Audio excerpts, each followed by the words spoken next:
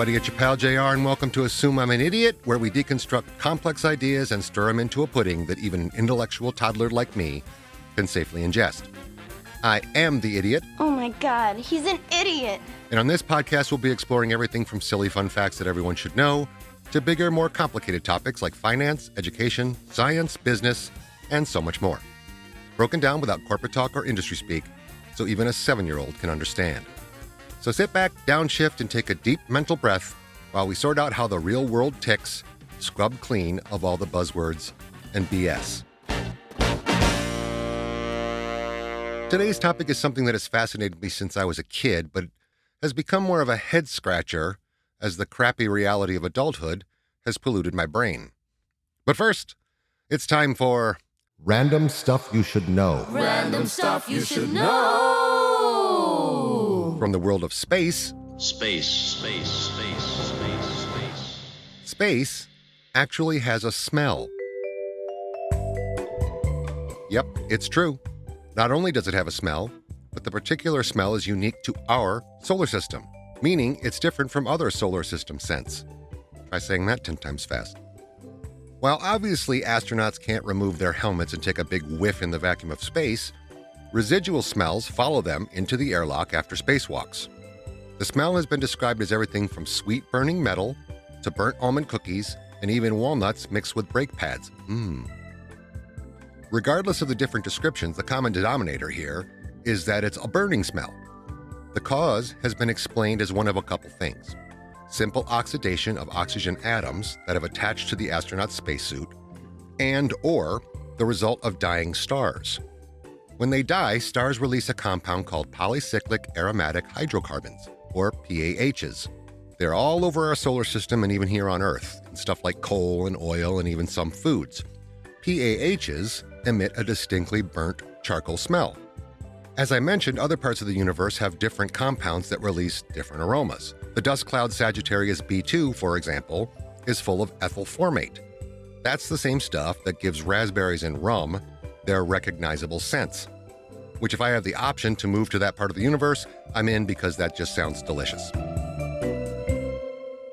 Okay, on to the main topic. Today we're discussing something that I was absolutely obsessed with as a kid, and even as an adult to some degree, and that's traveling to other planets. I'm a self-professed sci-fi nerd. I love every show, movie, comic, and cartoon about space.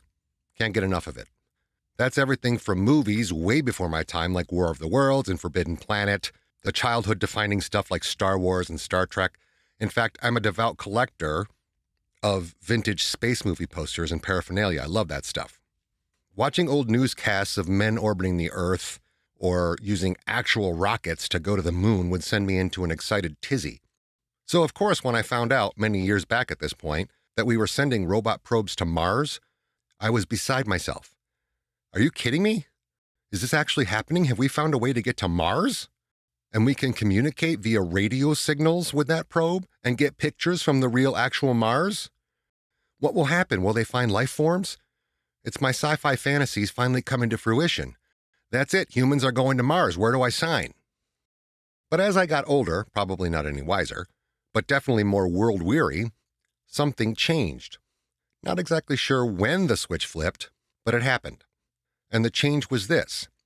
I went from abject excitement to the prospect of people going to Mars to asking myself, why do we want to go to Mars in the first place? Now, before we get to that question, the why, we have to discuss the how. I'm going to use my limited knowledge and my best effort research to talk about why getting to Mars is such a nightmare from an engineering, fuel, biology, and survival standpoint, and then we can talk about the reasons we'd want to go, or maybe the lack of reason. All right, this is going to get a little bit nerdy. Actually, it's going to get a lot of bit nerdy, so just stick with me here. So most of you know that Mars is our closest neighbor in the solar system, relatively speaking. It's the planet we know most about, which ain't saying much because we're finding out new things every single day thanks to Perseverance. That's the robot probe that's currently on Mars, that's still exploring and sending back data. There have been 9 successful landings on Mars by the U.S. alone: Viking 1, Viking 2, Pathfinder, Spirit, Opportunity, Phoenix, Curiosity, Insight, Perseverance, as well as a few from other countries. So we've been studying Mars in person so to speak, since 1971. Aside from studies of the soil and atmosphere and sciencey stuff like that, maybe one of the biggest realizations from all these missions has been that we can actually get there. We can reach Mars, and relatively speaking, it won't take us that long to get there. It's kind of close in terms of the size of the solar system. But note, I said relatively speaking, it's close. And the ability for humans to get there is far different than the plausibility, which the more I learn about, the more it explains my wavering excitement about it. It's not uncommon these days to hear Mars referred to as almost a given that we're going, right? Elon's going to Mars. We'll be in Mars in 20 years. Why don't we just move there? And every time I hear that, my brain goes, do people think Mars is like up the street? Because here's the thing. Getting to Mars is absurdly hard. Hard like humans have no business attempting this hard. Let's begin with the most obvious problem, distance. Though Mars is definitely our closest cosmic neighbor, it's still really, really, really far away. Mars is on average about 140 million miles away. Sometimes it's closer, sometimes much farther, depending on its current orbit, but roughly 140 million miles. For comparison's sake, the Moon is plus or minus 238,000 miles away. And with current technology, it takes about 3 to 4 days to reach it. But we'll get back to that in a second. Because of that variation in orbital distance of both Earth and Mars, you can't just leave whenever you want. Earth and Mars only line up properly once every 26 months. And when I say properly, I mean not hitting that exact window turns an already insanely hard trip into a nearly impossible one. Miss the window? Cool, see you in 2 years. So this is already not going great. But what separates the kind of possible from the nearly impossible is the fuel to get us there. So let's talk about fuel. Rockets are dumb. I don't mean poorly designed, I mean physics-level dumb. To carry fuel, you need fuel. But that fuel adds weight, which requires more fuel. And round we go like a snake eating its own tail, except the snake is on fire. To escape Earth's gravity alone, you need to hit 25,000 miles per hour. That's not floor at speed, that's try your hardest to tear away from the planet's grip speed. And I'll come back to the Moon for a minute. Before we even think about Mars, let's slow this way down and talk about the Moon. Because the Moon is right there. On a cosmic scale, the Moon is basically on our back porch. And as I said, it's about 238,000 miles away. Mars, by comparison, is 140 million miles away, so let's use the Moon as a sanity check. To get humans to the Moon, NASA used the Saturn V rocket, still the most powerful rocket ever successfully flown. That thing burned through roughly 203,000 gallons of fuel per minute. Per minute. At liftoff, the Saturn V consumed about 4 million pounds of fuel in just the first 2 to 3 minutes. Almost all of that fuel was used just to get off Earth. Not to go to the Moon, not to cruise through space, just to stop from falling back down. Earth's gravity is strong, 25,000 miles per hour just to get off the Earth. And that doesn't happen instantly. The Saturn V spent the first 8 to 9 minutes of the launch doing basically one thing, fighting gravity, trying not to crash. Once you reach orbit, which takes about 10 minutes, you've done the hardest part of the entire mission. Everything after that is comparatively easy. For most of the trip to the Moon, Earth is still winning the gravity battle. You don't suddenly get pulled by the Moon halfway there like a magnet. The spacecraft spends days coasting, slowly climbing out of Earth's gravity well. It isn't until you're about 90% of the way to the Moon that the Moon's gravity finally becomes stronger than the Earth's and starts pulling you in. So for days, you're essentially throwing yourself uphill, coasting on momentum and hoping that nothing breaks. Again, this is just the Moon. A 3-day trip with a rocket the size of a skyscraper that took decades of engineering, burning millions of pounds of fuel, all for a destination that is laughably close compared to Mars. Mars isn't just a little bit farther. Mars is hundreds of times farther, taking months instead of days, with no appreciable gravity assist waiting to help you, no quick return, and zero chance of a rescue if something goes wrong, despite what the movies say. So when people say, why don't we just go to Mars? What they're really saying is, why don't we do something orders of magnitude harder than the hardest thing we've ever done in the history of mankind and do it perfectly without any mistakes in the hopes it might help us someday. But back to the dumb rockets. Most of a rocket's mass is fuel, not people, not supplies, not hopes and wishes, fuel. And fuel has weight, which means every extra pound you add, food, water, oxygen, spare parts, whatever, makes the problem exponentially worse. And remember, you're going to need some type of propulsion to get you back home, which we'll talk about in a few minutes. But the weight of a vehicle's payload and the fuel required leads us to the next problem. The journey takes forever, and space is trying its very best to kill you the entire time. A trip to Mars takes roughly 6 to 9 months. That's 6 to 9 months of microgravity destroying your muscles and bones, radiation slowly wrecking your DNA, and zero ability to turn around if something goes wrong. Currently, there's no pit stop. It's not like we have a base on the moon or somewhere else. There's no reasonable rescue plan. And if you need or forgot something, tough cookies. If your spaceship breaks halfway there, congratulations, you're now in an extremely expensive coffin orbiting the sun. Keeping humans alive is the hardest part.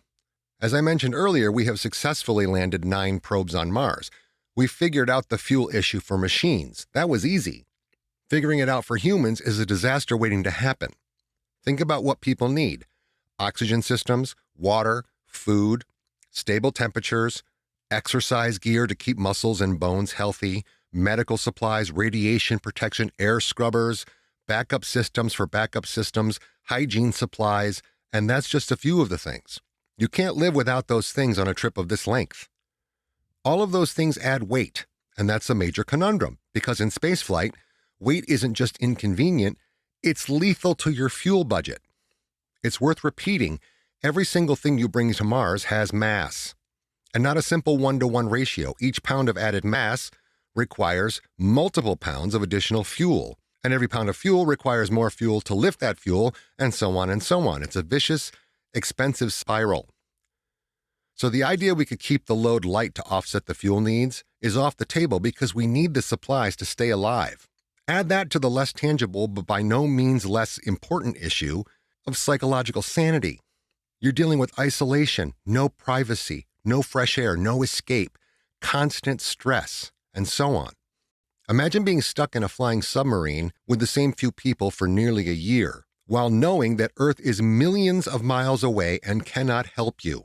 Not to mention, you're talking about people, highly trained or not, who need to be mentally prepared that this is a one-way trip.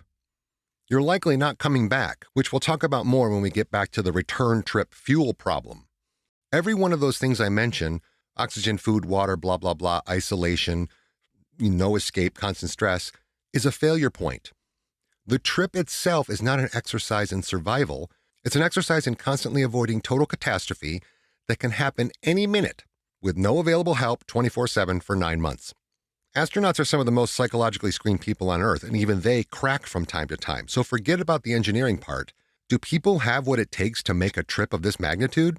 And for anyone saying, yeah, I could do it, or I was on a submarine for 3 months, or any other bravado, no, you cannot, and no, it's not remotely the same. Should we test it out? I'll build you a windowless structure with no doors at the top of a very high tree. I'll fill it with the minimal possible sustenance to keep you alive, and have you perform tasks around the clock that you must do or you'll die. Oh, also, there's a 20-plus minute delay on any communications just to make it fun. If I had to place bets, I'd say the over-under is about 14 days before you beg and scream to come out of there. And as far as the submarine goes, if you served on one, thank you very much, and you might have the psychological stuff beat. But understand that barring mechanical failure, at any time on a sub, you're just a couple hours away from surfacing and popping a hatch. And there are myriad ways already in place for rescue on a submarine. In deep space, not so much. I've heard people talk about extended sleep, medically induced comas, stasis, and a bunch of other stuff we've seen in movies. And maybe some technology like that will be available down the line. Or maybe it's being worked on right now in some super secret lab somewhere. But at current, the closest thing we have is cryogenic freezing. You know, that thing that people do when they die in hopes that someday the thing they died from will have a cure and they can come back. Here's the thing about that. To date, no one has ever been successfully revived. They're still frozen. So for the time being, it's just a fantasy. We'll have to fly the old-fashioned way, conscious and aware for 6 to 9 very long, very stressful months. Anyway, let's say with all that, somehow you survive the trip. Now you have to land. And landing on Mars is the stuff of nightmares. It's not the gentle, majestic, soft touchdown like we saw in the moon landings. Mars has too much atmosphere to ignore and not enough atmosphere to slow you down. It doesn't have the same gravity as Earth, but it still has gravity pulling you down, fast. NASA literally calls the landing sequence 7 minutes of terror. You hit the atmosphere, deploy heat shields, and deploy parachutes and retro rockets to slow you down to a non-lethal speed. This, by the way, would all have to be done autonomously to ensure everything happens within a split-second timing window. There's not even a millisecond of room for error, and there's no remote help or correction coming from mission control because radio signals take up to 20 minutes to reach Earth. By the time we hear, uh-oh, you've already exploded. But okay, you survived the landing. Whew. The hard part is over. Think again, Charlie, because Mars wants you dead even more than space did. Mars has no breathable air, almost no atmospheric pressure, brutal radiation, freezing temperatures, and toxic soil. Mars isn't Earth 2.0. It's a hostile desert that actively resents your presence there and wants you off. You can't walk outside without a suit. You can't easily grow food. You can't get sick or injured because, again, aside from your crewmates, you're on your own. No help will arrive anytime soon, if at all. I know a lot of people have this vision in their heads that we would build facilities kind of like in the movie The Martian, which is a great, great movie. You know, one with a kitchen and a shower and a medical lab, etc. But getting the equipment up there is a monumental task. Just the fuel problem I talked about alone is trouble. Then transporting the personnel with the ability to construct this, or even robot builders for that matter, would take years or even decades to accomplish. Remember that Perseverance, the probe currently on Mars, represents the absolute state-of-the-art, at least at launch time, of what type of equipment is possible to successfully land and deploy on Mars. And even it can't travel more than a certain distance at slow speeds. It can perform 1 or 2 tasks a day before it needs to recharge and send back images and data for us to analyze. It's not like that lonely little bastard is building complex structures or scrubbing the air or drilling for a water source. It's a sophisticated remote control car with cameras and some lab equipment. That's what we're capable of right now. But let's get back to the fuel problem, more specifically the return trip home. Let's say, for argument's sake, we have figured out the fuel balance that allows us to carry all the people, supplies, equipment, and systems and still manage to escape Earth's gravity and have enough left to fire retro rockets to make the landing possible. We figured that all out. As I said, it takes 4 million pounds of fuel just to break free of Earth's grasp. So we use payload assist rockets, those big, dumb farm silo-looking things that the space shuttle uses to reach orbit. As anyone who's ever watched the launch will tell you, those things fall off and crash back to Earth, so now you're just left with the fuel that's on board the main craft. But you've reached Mars, and now you want to come home. Mars' gravity is roughly 38% of the Earth's, so it should be easier to lift off and escape it than trying to get off Earth's gravity, and it definitely is. But it's also not as easy as a couple of squirts of thrust we remember when the lunar module popped off the surface of the moon. The moon is only 16% of the Earth's gravity, less than half that of Mars. And that difference makes all the difference. The latest NASA calculations show that it still requires 86,000 pounds of thrust to get off Mars. That's with a modest payload, right? People, survival equipment, food, water, just the basics. And to generate that much thrust requires roughly 240,000 pounds of propellant, or put another way, 85 to 95% of the total weight of the vehicle it's lifting. The likelihood is that we've reached Mars with at least some fuel to spare. But how would we make up the difference? The only options with current technology would be, 1, to pre-send a fuel-only vehicle, hoping it doesn't explode while trying to get there, or 2, we'd have to find a way to manufacture fuel on the surface of Mars. And now we're back to the problem of getting enough equipment there to create a fuel refinery, which, to put it mildly, strains the limit of possibility. So, is Mars a one-way trip? Is the unspoken truth that if we ever get there, we colonize and start to propagate the species and those colonists never ever come back to Earth? Now, there have been rumors for years or decades about new types of propulsion that would help fix this problem. We don't need to get into it too deeply, but nuclear electric propulsion, That's like a fission reactor that generates electricity. It ionizes propellant for high efficiency use of fuel, but it still requires fuel. There's something called rotating detonation rocket engines that creates thrust with a supersonic combustion rather than what's called deflagration, which is not important right now. It aims to use less fuel while providing higher thrust, still requires fuel. Plasma propulsion, which requires plasma, something called air scooping electric propulsion, solar sails, ion engines, and on and on. Right now, none of those technologies are in full implementation stage, except ion engines, which have been actually used for decades. Not to perfection, but they've been used. Some have working physical models, some have theoretical or computer models, and some of them are just the spark of an idea. So right now, the more traditional fuels are still in play. The best estimates for when those new types of propulsion would be ready for trials, let alone full-on use, is roughly 15 years. So when SpaceX or any other organization predicts we'll be going to Mars in the next 10 years, that math just doesn't add up. It's a goofy pipe dream or wishful thinking. It's nonsense. The closest real estimate is about 20 years, and even if we could get there, would we be able to return? Which leads me to the why. Why do we want to go in the first place? Good question. And this is where it gets interesting, because the answer is not because it's cool or because billionaires are bored. The real reasons are bigger and probably obvious. We want to go to Mars for the survival of the species. Having just one planet to live on is a risky strategy. Asteroids, climate collapse, pandemics, whatever, we're fragile. Mars isn't a solution, it's a backup drive. It's our plan B. This is where I'm going to go off the rails for a second. I apologize, and I know this is getting long, but just stay with me. Because while we're talking about Mars, space, survival, and all the stuff that actually affects whether humans make it another few centuries, I keep hearing about these studies. You know the ones. We just figured out how long before the sun burns out. When will the universe experience heat death? What happens billions or trillions of years from now? And so on. Every time I hear that, my first reaction is, so what? I'm not being snarky, I'm genuinely asking. Why are we spending millions, sometimes hundreds of millions of dollars, figuring out when the sun is going to die? Because let's be honest for about 10 seconds here. By the time we even get close to the sun burning out, there is no chance anything resembling humans, civilization, or even life as we understand it is still hanging out on the Earth.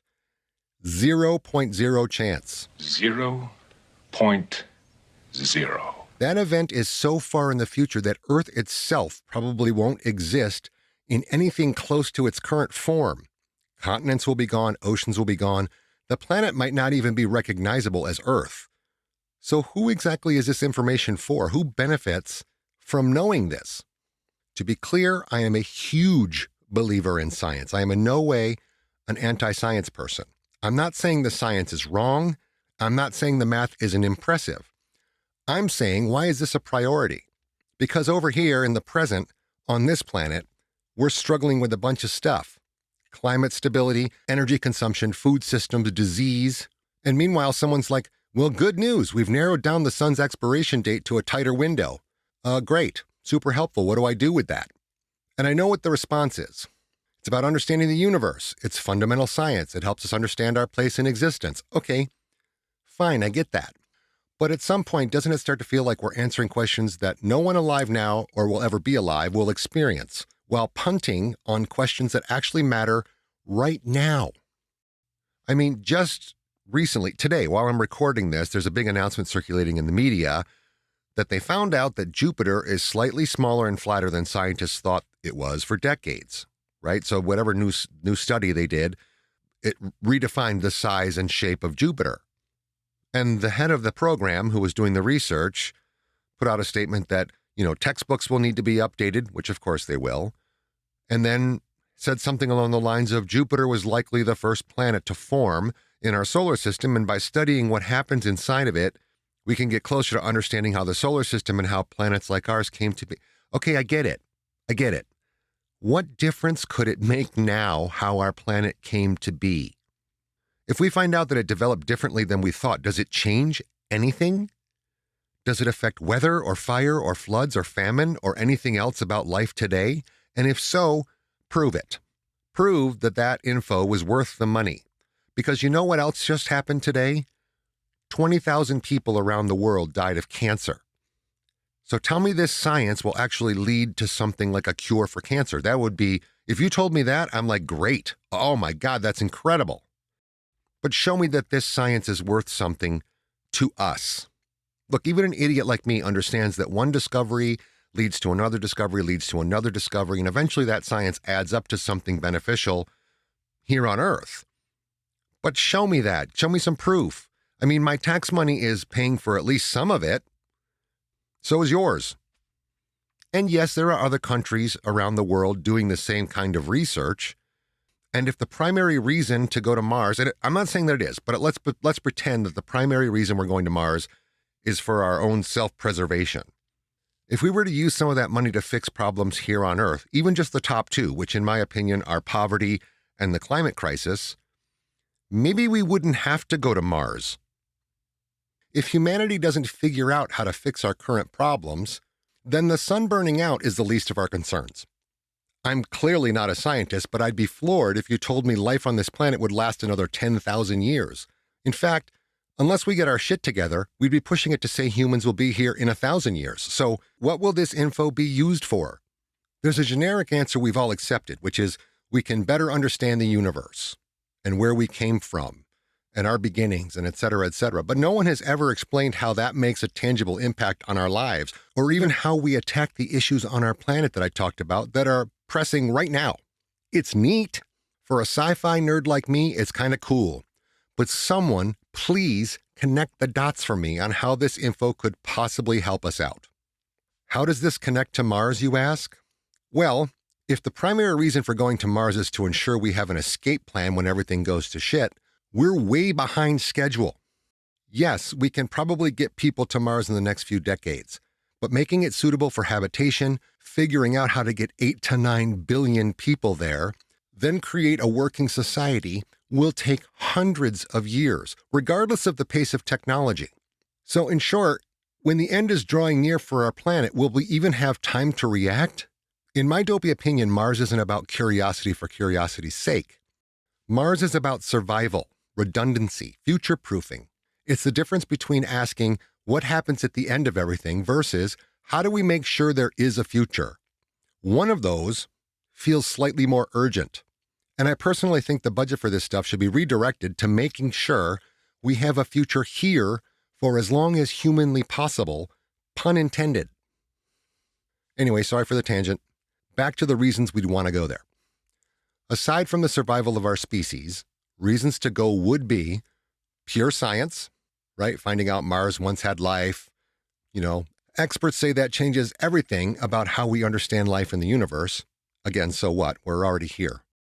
We would go for technological breakthroughs, right? Every Mars problem forces innovations that we can use on Earth. Energy, recycling, medicines, materials, human endurance, travel, data management, communications. So to that end, it's a good thing. And lastly, perspective. Going to Mars forces humanity to think long term and maybe think about unity.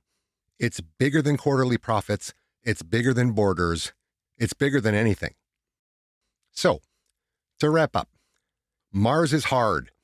It's dangerous. It's expensive, ridiculously expensive, something we didn't even talk about here. Overall, Mars is insane.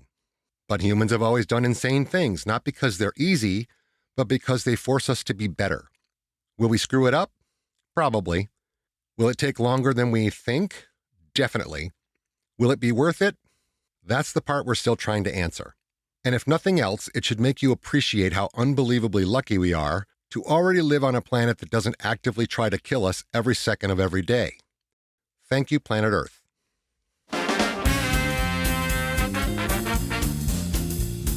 That does it for this time. Thank you for listening. I hope you learned at least something. Feel like berating me and telling me everything I got wrong? Just want to say hey or get something off your chest? I'd love to hear from you. Send your emails to hello@ruffandtumble.com. That's hello@ruffandtumble.com. Join me for another upcoming episode of Assume I'm an Idiot. I'm your pal JR. Catch you again soon.